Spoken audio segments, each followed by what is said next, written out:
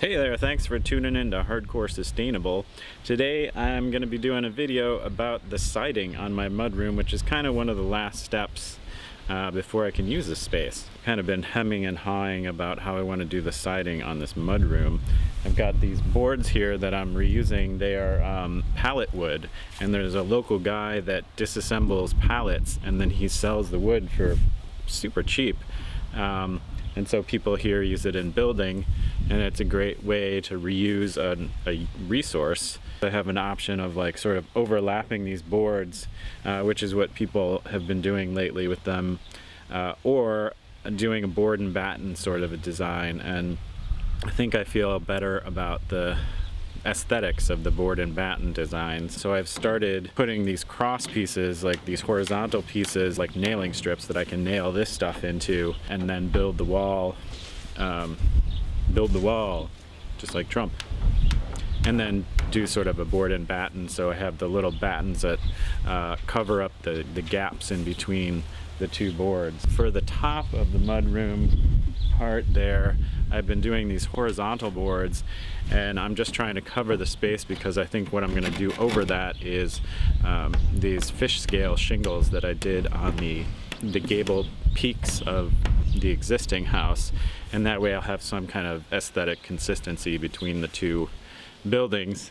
I've also added a little gable above the door just to make it more aesthetically interesting, and it'll serve some purpose as far as keeping the weather off of the door. Another one of the benefits of living in community is that you can have somebody pick something up for you at the store, because it seems like every day somebody's going somewhere to a hardware store or someplace where there is one. So you can just find that person on the schedule and ask them if they'll pick it up for you.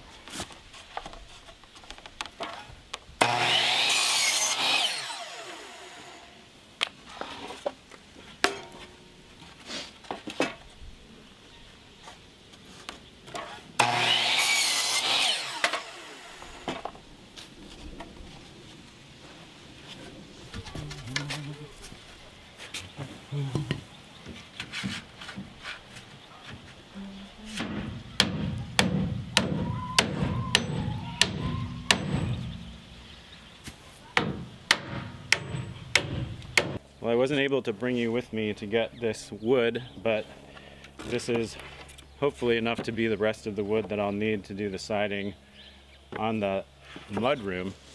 But unfortunately, the pallet guy didn't have the exact same size.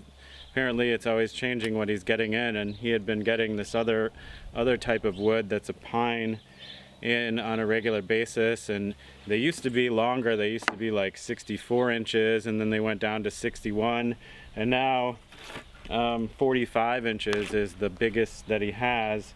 You can see that this wood is smoother, it's a lot prettier and more uniform. It's at least got one side that's planed, and then this is pretty rough cut here. And the longer pieces, these are I think about 61 inches, and the other ones are only 45. And a lot of these are much cleaner. These ones were not on the bottom of the pallet. The other ones were apparently from the bottom of the pallet, and so they got a lot more dirt on the bottom of them. And these ones are the newer ones that are a lot dirtier and more rough cut.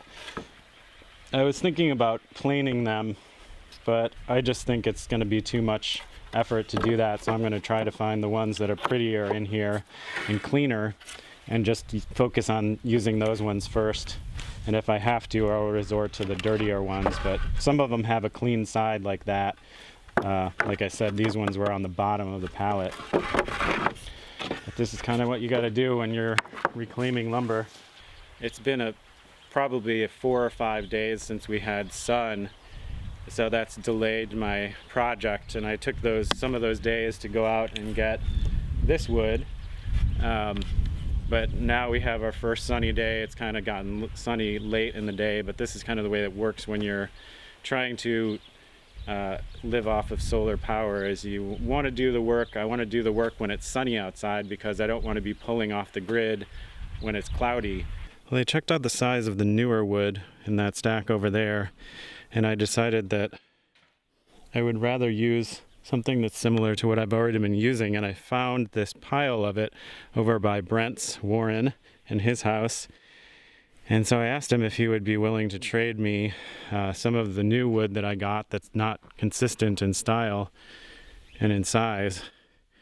And he said he would do that. So it's nice to know that there are other people here that can help me out in this situation. So it seems like he's got enough that I can finish off the rest of the mudroom and have it all be the same style of wood, this nicer wood.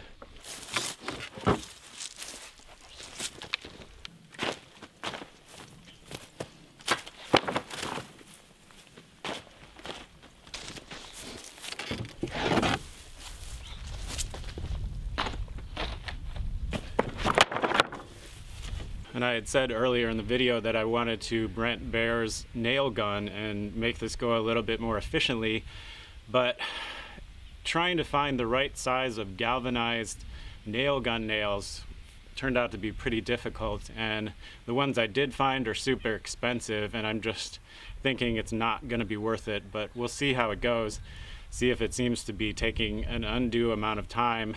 I'm sure it would be easier if I could get the right nails, but I don't want to use regular nails that are going to rust. I want to use galvanized ones.